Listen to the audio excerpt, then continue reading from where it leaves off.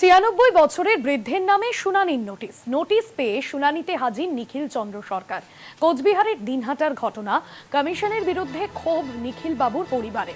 ৯৬ বছরের বৃদ্ধের নামে শুনানির নোটিশ, কমিশনের বিরুদ্ধে ক্ষোভ নিখিল বাবুর পরিবারে।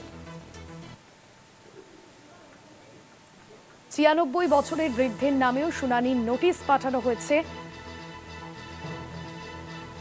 শুনানিতে হাজির নিখিল চন্দ্র সরকার, যেখানে নির্বাচন কমিশনের যে নির্দেশ ছিল যে প্রবীণ ব্যক্তিদের বাড়িতে পৌঁছে যাবে, তো সেই নির্দেশকে বুড়ো আঙ্গুল দেখি হাজিরা দিলেন ওই প্রবীণ। রবিউল রয়েছেন ফোন লাইনে। রবিউল, কমিশনের বিরুদ্ধে ক্ষোভ উঠছে, আমরা দেখছি যে আজকে দিনভর একই ছবি, প্রবীণদের তাদেরকেও হাজিরা দিতে হচ্ছে, যেখানে নির্বাচন কমিশনের নির্দেশ ছিল আগে থেকে।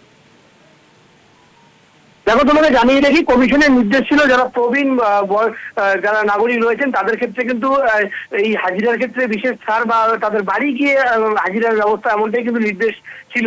কিন্তু আজকে যখন শুনানি গতকাল শুরু হয়েছে, সেই শুনানি শুরু হওয়ার পরে আজকে যখন একেবারে পুরোদস্তুর ভাবে বিভিন্ন এলাকার যাদের যাদের নামে শুনানির নোটিশ এসেছে, তারা যখন সশরীরে বিভিন্ন শুনানি কেন্দ্রে এসে হাজিরা দিচ্ছেন, সেখানে কিন্তু একেবারেই উল্টো চিত্র দেখা যাচ্ছে। দিনাটা ১ নং ব্লকের যে বিডিও অফিস রয়েছে, সেখানে আজকে কিন্তু ১৬টি অঞ্চলের বাসিন্দাদের এই হিয়ারিং ছিল, এবং সেখানে দেখা গেল যে ৯৬ বছরের এক বৃদ্ধ, যিনি দুবার মেজর স্ট্রোক করেছেন, সেই বৃদ্ধকে কিন্তু আজকে তার পরিবারের লোকেরা নিয়ে এসেছেন হাজিরা দেওয়ার জন্য।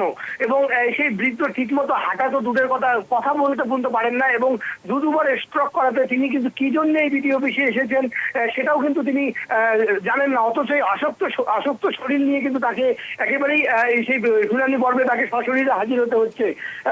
তোমাকে জানিয়ে রাখি, দিনাটা ১ নং ব্লকের বড় আটিয়াবাড়ি গ্রাম পঞ্চায়েতের এই বৃদ্ধের নাম কিন্তু নিখিল চন্দ্র সরকার, যার বয়স ইতিমধ্যে ৯৬ পার হয়ে গিয়েছে। তার নামে এই নোটিশ এসেছে। পরিবারের লোক যেটা জানাচ্ছেন যে এই নিখিল চন্দ্র সরকার দীর্ঘদিন ধরে এর পূর্ববর্তী যতগুলো নির্বাচন প্রক্রিয়া হয়েছিল, প্রত্যেকটি নির্বাচন প্রক্রিয়ায় তিনি অংশগ্রহণ করেছেন। তবে এই এসআইআর ঘোষণা হওয়ার পর কমিশনের তরফ থেকে যে ২০০২ সালের ভোটার তালিকা আপলোড করা হয়েছে, সেই আপলোড তালিকায় কিন্তু দেখা যায় সেই নিখিল চন্দ্র সরকারের নাম নেই। এর ফলে যে এনুমারেশন ফর্ম তারা যখন ফিল আপ করেছেন, সেই এনুমারেশন ফর্মে তারা সেই বৃদ্ধ অর্থাৎ নিখিল চন্দ্র সরকার তিনি কিন্তু তার কোনো লিঙ্কেজ দিতে পারেননি, আর তার ফলে কিন্তু তার নামে হিয়ারিং নোটিশ এসেছে। অথচ এই নিখিল চন্দ্র সরকারের স্ত্রী, পুত্র সহ তার পরিবারের বাকি যারা লোক রয়েছে, সকলের নাম কিন্তু রয়েছে ভোটার তালিকায়, তাদের নামে কোনো হিয়ারিং নোটিশ নেই। এই বৃদ্ধর নামে এসেছে। তাই আজ কিন্তু বাধ্য হয়ে তারা কিন্তু সেই ছেলে নিমাই চন্দ্র সরকারকে সাথে নিয়ে কিন্তু এই বৃদ্ধ নিখিল চন্দ্র সরকার হিয়ারিং এ এসেছেন, এবং এসে কার্যত কিন্তু কমিশনের বিরুদ্ধে কিছুটা হলেও ক্ষোভ উগড়ে দিয়েছেন সেই নিখিল চন্দ্র সরকারের পুত্র নিমাই চন্দ্র সরকার। একদমই, ধন্যবাদ তোমাকে।